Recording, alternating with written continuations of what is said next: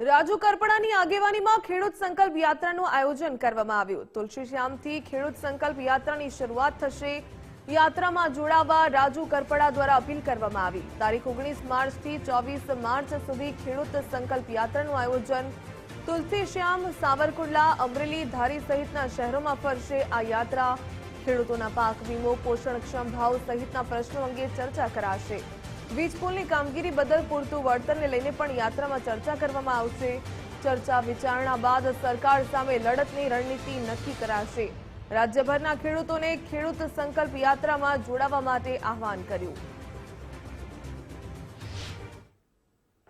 આવતી તારીખ એટલે કે 19/3/2026 સવારે 10 કલાકે તુલસીશ્યામ એટલે ગીર સોમનાથ જિલ્લાના તુલસીશ્યામ ભગવાનના દર્શન કરીને ખેડૂત સંકલ્પ યાત્રાની શરૂઆત થઈ રહી છે। દોસ્તો, ગુજરાતના ઇતિહાસમાં છેલ્લા 40 વર્ષથી બિન રાજકીય રીતે ખેડૂતોના ઉદ્ધાર માટે, ખેડૂતોનું ભલું કરવા માટે બિન રાજકીય રીતે છેલ્લા 40 વર્ષમાં ક્યારેય ન જોઈ હોય એવડી મોટી આ ખેડૂત યાત્રા સૌરાષ્ટ્રના દરેક જિલ્લાઓમાંથી પસાર થઈ રહી છે।